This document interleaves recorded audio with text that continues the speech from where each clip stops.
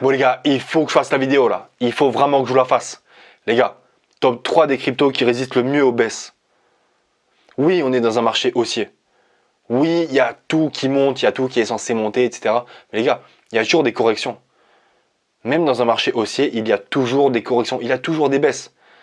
En plus de ça, lorsque le marché sera baissier et que tout va tomber, pas à zéro, mais va perdre 80-90% de sa valeur, quels projets vont le mieux résister au marché baissier et aux attaques baissières? Je vous le dis tout de suite dans la vidéo. Écoutez bien jusqu'à la fin, parce qu'à la fin, je vais vous faire une petite recommandation du portefeuille que j'aurai utilisé qui résistera le mieux aux baisses en tout cas. Premier point déjà, tout simplement, c'est le Bitcoin. Pourquoi le Bitcoin? Là, Raph, t'es contre les Bitcoins normalement? Oui, évidemment, moi je n'investis pas dans le Bitcoin. Mais là, je réponds forcément à la question de la vidéo. Pourquoi le Bitcoin? Parce que tout simplement, c'est lui qui drive le marché. Et c'est lui qui baisse de 5%, les autres cryptos vont baisser de 10, 15, 20%. Il va monter de 5, 10%, les autres cryptos vont monter de 10, 20%. Évidemment, il y a une histoire de dominance. Ça, je peux le détailler dans une autre vidéo, les dominances, Bitcoin face aux altcoins, etc. C'est extrêmement intéressant à savoir. Mais en tout cas, c'est lui qui va, entre guillemets, le mieux résister parce que c'est lui qui va driver en fait le marché. Tu vois? Il va toujours, perdre moins que les petites crypto-monnaies lorsqu'il va baisser. C'est obligatoire. Essaye vraiment de mettre, imagine vraiment que tu mets un énorme rocher dans une tempête de vent, le rocher ne va pas bouger. Ça, c'est le Bitcoin. Les altcoins, c'est les petits cailloux, tu vois, à droite, à gauche que tu vas mettre. On va avoir une tempête de vent. Elles vont bouger forcément. Les gars, plus tu as un mastodonte, plus tu es capitalisé, plus tu as de capitalisation boursière, plus c'est chaud de te bouger. Bitcoin, il faut quelques millions pour bouger, pour baisser, pour fluctuer rapidement. La petite crypto-monnaie, qui vaut quelques millions, tu lui fous quelques millions dans la tête, mais elle va faire x2 ou elle va perdre 50% de sa valeur en une fraction de seconde. Les gars, il y a vraiment une histoire de capitalisation boursière, de volume, etc. Ça n'a plus rien à voir. Il faut vraiment le rentrer dans le crâne. La capitalisation boursière, le market cap, les gars, c'est extrêmement important à prendre en compte. En tout cas, la première crypto en tout cas qui résiste le mieux aux baisses, c'est le Bitcoin. Tout simplement, les gars, il ne faut pas aller chercher plus loin. Si vous voulez aller chercher plus loin, c'est le deuxième point. Le deuxième point, c'est quoi? C'est les stablecoins. Mais Raph, mais attends, je comprends pas pourquoi les stablecoins, c'est stable, pourquoi ça? Calme-toi, je vais t'expliquer. Le marché est haussier. Mais lorsque le marché est haussier, on va prendre des bénéfices. Forcément, on va faire des gains, donc on va faire de l'argent, on va vendre. Tu vas vendre comment? En quoi? Avec quelle crypto-monnaie tu vas avoir lorsque tu vas vendre? Des stablecoins. Le marché va ensuite baisser, va rentrer dans un bear market. Qu'est-ce que tu auras de côté? Si tu as bien respecté ta stratégie, que tu as une bonne stratégie, que tu as bien vendu comme il faut, que tu t'es fait pas mal d'argent, tu auras des stablecoins à côté. Et si tu as des stablecoins à côté, ben, c'est ce qui va résister le mieux aux baisses parce que ça sera toujours stable. Les gars, il faut réfléchir à tout ça. Extrêmement important les gars. Ce qui va le mieux résister aux baisses, ce sont les stablecoins. Petit point par rapport à ça, je vous conseille de diversifier vos stablecoins. Que ce soit du DAI, de l'USDT, de l'USDC, etc. Vous partagez, vous faites 30%, 30%, 30% parce qu'on ne sait jamais. Évidemment, les gars, le risque zéro n'existe pas. Et le DPEG c'est quoi? C'est-à-dire que lorsqu'un stablecoin ne respecte plus sa valeur de 1$, il se met à chuter d'un coup, il ne vaut plus 1$. Ça peut arriver très rarement, mais c'est déjà arrivé. C'est pour ça que je vous conseille de justement diversifier vos stablecoins. C'est extrêmement important. Évidemment, lorsque vous allez vendre, parce que oui, vous n'allez pas faire maintenant, parce que là, normalement, vous êtes presque censé être à 100% investi dans le marché. Mais en tout cas, c'est quelque chose à penser, les gars. Ce qui va le mieux résister aux baisses, ce seront les stablecoins. C'est très, très important. Alors évidemment, vous pourrez surfer le marché baissier, etc. Ça, c'est ce que je développe en ce moment et ce que je suis en train de repérer et analyser les projets qui vont vraiment s'écrouler pendant le bear market. Et justement sur le Patreon avec les personnes que je coach, on est en train de voir justement quelques crypto-monnaies qui pourraient potentiellement s'effondrer complètement et nous on pourrait parier à la baisse et justement faire de l'argent là-dessus. Mais ça sera plus sur le Patreon, etc. C'est un peu plus dans les détails. Moi je suis là vraiment pour vous dire, pour être là vraiment dans le sujet de la vidéo. Bref, troisième point, je passe directement au troisième point, c'est les cryptos qui sont devenus des mastodontes avec le temps. Quand je parle de mastodontes, je vais parler de projets crypto qui ne sont jamais arrêtés de construire. d'avancer, d'innover, de travailler. Malgré les tempêtes, malgré les baisses, les hausses, les chutes, les bear markets, les trucs, les projets sont toujours là, ils continuent toujours de développer. Par exemple, Chainlink. Chainlink, c'est un projet qui n'a jamais arrêté de développer. Il continue toujours de développer. Il ne s'arrête pas. Même si le projet ne fait pas grand-chose, le prix ne fait pas grand-chose, eux, ils s'en foutent. Ils continuent de construire, de développer, d'améliorer, etc. Et ça, les gars, c'est extrêmement important. Pourquoi? Parce que ça deviendra, et ça l'est déjà même, un mastodonte. Donc, il va mieux résister aux baisses, tout simplement, les gars. Oui, dans un bear market, toutes les crypto-monnaies vont baisser de 60, 70, 80% de leur ATH. C'est normal, les gars, évidemment, parce qu'on va rentrer dans une surévaluation du marché. C'est logique. Même le Bitcoin, ça va arriver. Mais lorsque je parle de baisse, c'est vraiment des petites corrections de quelques semaines, quelques jours qui vont arriver pendant le marché haussier. Et même pendant le début du bear market, il y a des projets qui vont plus ou moins s'effondrer.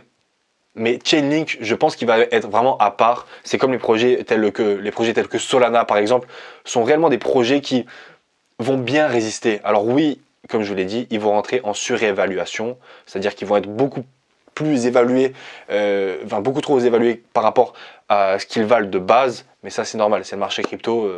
Lorsque on est dans un bear market et que tout part en folie, c'est tout à fait normal que ça arrive. D'accord ? Mais n'oubliez pas les gars, les cryptos qui résistent le mieux aux baisses sont réellement des projets qui continuent d'innover, d'avancer, qui construisent réellement et qui travaillent pas par rapport, pas pour obtenir un prix, c'est-à-dire faire monter leur prix de leur crypto-monnaie. C'est vraiment qu'ils travaillent parce qu'ils sont là pour améliorer leur projet dans le fondamental. C'est extrêmement important les gars. Autre chose, évidemment, petit bonus, les projets qui font de l'argent. Les projets qui font beaucoup d'argent, ce sont des projets qui vont bien résister aux baisses, les gars. C'est tout à fait logique et normal. Pourquoi? Parce que forcément, tu fais beaucoup d'argent. Et tu auras de quoi résister aux baisses. Alors évidemment que eux, ils vont se mettre à vendre. Ils vont potentiellement prendre des bénéfices, etc. Mais tout cet argent, il va aller où? Si ce sont réellement des passionnés, des personnes qui vont réellement travailler sur leur projet, ils vont faire en sorte que leur projet survive bien et s'améliore pour justement qu'au prochain cycle, ils soient encore là, les gars. D'accord? Donc retenez bien ces 3 points et ce petit bonus, c'est très très important. Ok? 4e point, pourquoi justement ces projets crypto vont t'offrir une certaine stabilité? Vous inquiétez pas, je vais parler justement après du portefeuille que j'aurais fait, mais les gars, moi j'ai toujours parlé du risque-rendement. D'accord? Du risque-rendement faible, élevé et moyen. Et lorsque tu es, tout dépend de ton profil d'investisseur, mais lorsque tu es un investisseur qui a risque-rendement faible, forcément, c'est quelque chose qui va t'offrir une certaine stabilité, que ce soit mentale, même psychologique, et même émotionnelle, parce que tu vas pas être assujetti à toutes ces crypto-monnaies, par exemple les meme coins et tout, qui explosent du jour au lendemain, qui rechutent du jour au lendemain. Enfin, c'est pas fait pour tout le monde, tu vois, cette volatilité. Et le fait de justement de te considérer comme un investisseur qui ne veut vraiment pas se prendre la tête, qui veut vraiment des projets solides, qui seront là encore dans 10 ans, eh bien, il faut que tu respectes ces points-là. D'accord? Le Bitcoin, c'est une valeur sûre. Ethereum, pour moi, c'est une valeur sûre aussi. D'accord? Eux, même si en ce moment, ils ne performent pas super bien, ils continuent de construire. Ils continuent de développer Ethereum. J'ai dit Chainlink, etc. Enfin bref, il y a d'autres projets aussi, évidemment. Je te laisse faire tes recherches, mais ce que je veux dire par là, c'est que vraiment, c'est extrêmement important et ça dépend évidemment de toi, ton profil et ce que tu en penses. Tu vois? Comment toi, tu vois les crypto-monnaies, comment tu vois ton risque. Si tu es dans un risque rendement élevé, cette vidéo presque ne te sert à rien parce que tu es là, tu es comme un ouf et ça y est, c'est casino pour toi et tu veux tout envoyer dans des crypto-monnaies qui sont hyper volatiles. Pourquoi pas? C'est ton profil d'investisseur. Mais en tout cas, sache que dans cette vidéo, je t'ai donné les projets qui, eux, vont le mieux résister aux baisses. Ça, c'est obligatoire, les gars. Vraiment. D'accord? Du coup, le 5e et dernier point que je voulais aborder justement pour vous expliquer un petit peu le portefeuille que moi j'aurais fait pour justement qui résiste mieux aux baisses. Déjà, c'est de garder toujours un cash de côté en ce moment, évidemment, parce qu'il y a des baisses il y a une correction qui va forcément arriver, parce qu'il y a tous les gens qui sont un peu en folie, qui parient à la hausse, etc. Donc forcément le Bitcoin va retracer, c'est sûr, d'accord? Mais à côté de ça, j'aurais vraiment investi dans l'Ethereum, dans le Bitcoin et dans les projets leaders de narratif. Quand je dis leader de narratif, c'est vraiment les projets leaders, je te parle pas du métaverse, d'accord? Je te parle vraiment des leaders de narratif style IA, Donc on va dire le Tao, les choses comme ça. Après dans les DePIN, les renders à cash, etc. Dans la tokenisation d'actifs, enfin tous les secteurs en fait qui sont vraiment au-dessus des radars, tu vois. Ils sont surveillés. Et ils sont dans la hype, évidemment. Dans les meme coins, pourquoi pas le Dogecoin? Mais après, je suis pas trop fan des meme coins, donc voilà, j'aurais mis dans le Dogecoin par exemple, même s'il va être très très volatile, donc tu vois, j'aurais mis peut-être une bille, mais très très peu de mon pourcentage du portefeuille. Mais en tout cas, c'est vraiment les leaders de narratif, les gars. C'est extrêmement important, d'accord? Tu mets 1, 2, 3 leaders de narratif, Ethereum, Bitcoin, et ensuite Chainlink, etc. Et ensuite, il n'y a pas mieux, d'accord? Simple, stratégie très simple, gain serré, c'est-à-dire que tu ne vas pas attendre le x10, tu atteins des gains, une fois tu as fait x2,5, 4,5, etc. Tu commences à retirer 20-25% à chaque fois que tu atteins les paliers de prix. Et à partir de là, franchement, tu ne peux pas rêver mieux pour prendre le moins de risques possible, en tout cas, dans ce marché-là. Évidemment, tu peux être full exposé Bitcoin, mais si tu veux gratter un peu plus de gains, je ne pense pas que c'est la meilleure des solutions parce qu'il ne fera pas plus que x2, je pense, d'ici la fin du bull run. D'accord? Donc les gars, vraiment, j'espère que vous avez écouté jusqu'à la fin parce que les gars, c'était vraiment une vidéo très très importante parce que je sais qu'il y a certaines personnes qui ont peur de tout ce marché, de tous ces cryptos, toute cette volatilité. Donc les gars, rassurez-vous, il y a des projets qui sont là pour vous, Bitcoin, Ethereum, des choses comme ça, des gros projets qui sont vraiment implantés depuis des décennies. Donc maintenant, vous pouvez avoir confiance en eux, c'est sûr. Évidemment, pour les autres projets, leaders de narratif, un peu moins confiance, donc réduisez un petit peu le bag ou le pourcentage de portefeuille, mais en tout cas, vous pouvez investir dedans, ça c'est sûr. Ok? Donc les gars, c'était tout pour la vidéo.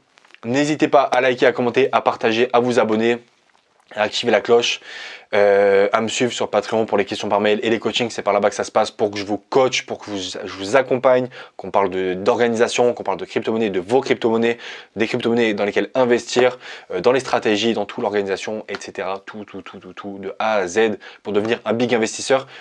Et n'hésitez pas à me suivre sur TikTok, Insta, les gars, les shorts arrivent très très bientôt. Un peu de retard, mais ça arrive bientôt. Ok les gars? Allez, à plus.